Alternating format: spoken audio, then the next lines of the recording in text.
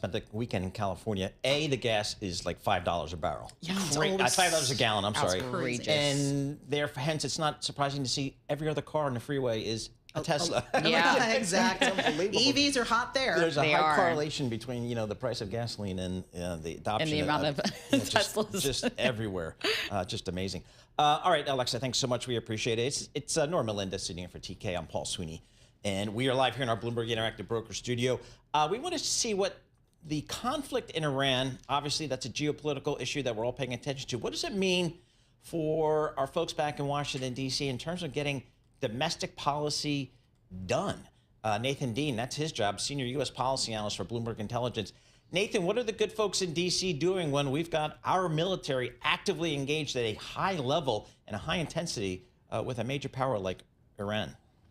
So there's really three things. The first is this war powers resolution that's making its way through the Senate potentially as early as tonight. The House will most likely get it to Thursday. Long story short on this one is we think the resolutions will fail. Look, even if they were to succeed, President Trump would veto them. And there's just nowhere close to the votes to override President Trump's veto. So the war powers resolution, that's to limit what President Trump can do?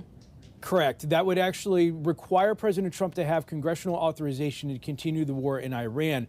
Now, this is something that, Congress doesn't matter who the president is, Republican or Democrat. Congresses usually don't like when presidents, unilaterally go forth and create conflicts. That ship has sailed.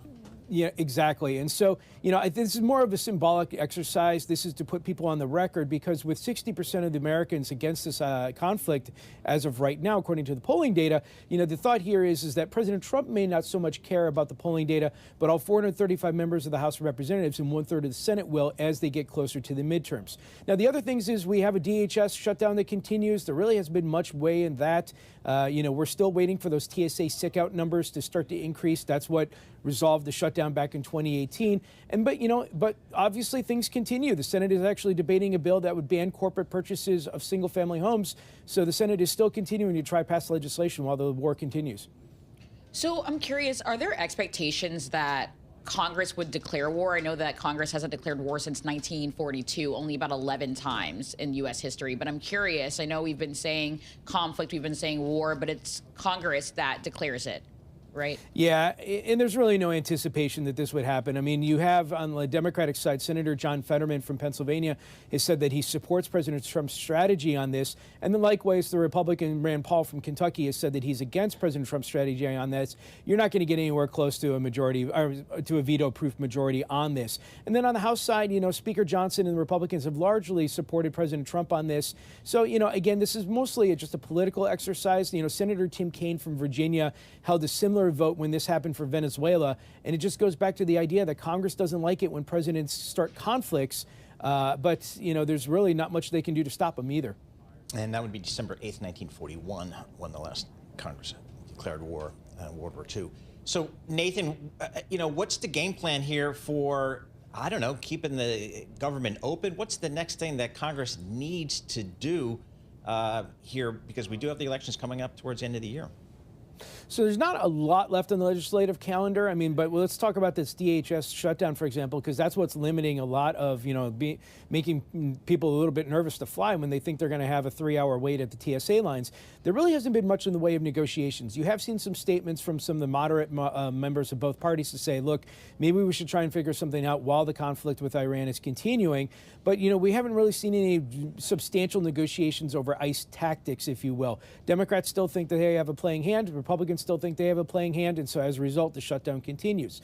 But there are other pieces of legislation. I just mentioned this housing bill before. This is a very bipartisan housing bill. It doesn't have a lot that excites us at the Bloomberg Intelligence. It's a lot of cutting regulatory red tape, but there is a provision in here that would ban corporations that have more than 350 single-family homes from purchasing new homes. That was one of President Trump's big wishes, and it passed an initial vote in the Senate last night, 84-6.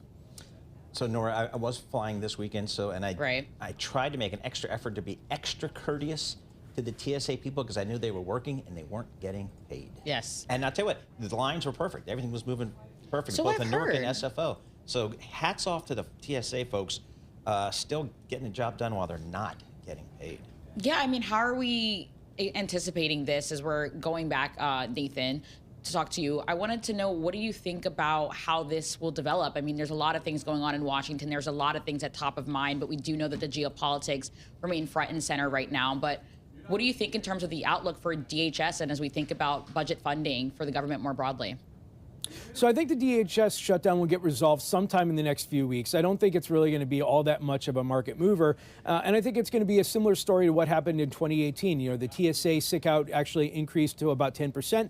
That's when we started seeing long lines at the airports, and that's when the American populace said to Congress, get your job done. I think a similar story is going to play out here, so think about it in the next 1 to 2 weeks. But there is a window for when the legislative angle begins to close because, you know, like I said, we have this election back in November, and, you know, for every day that you spend here in Washington, somebody's campaigning against you back home. And so the folks in the House of Representatives and 1/3 of the Senate, they don't want to be here. Today is the first primary day. You know, the Texas and North Carolina start today. And so the election mindset is really going to quickly shape Congress's focus, if you will. And so we have probably, I'd say, about another month or two to get substantial legislation done. Everything else is probably going to get pushed until after the midterm elections. And to your question about the budget, I don't anticipate we'll see any type of budget agreement anytime soon, which suggests come September 30th, you're going to see another kick of the can until after the midterms. All right, Nathan, thank you so much. We appreciate it. Nathan Dean, Senior U.S. Policy Analyst for Bloomberg Intelligence. He's based down there in D.C. It's his job to figure out what's going on Capitol Hill.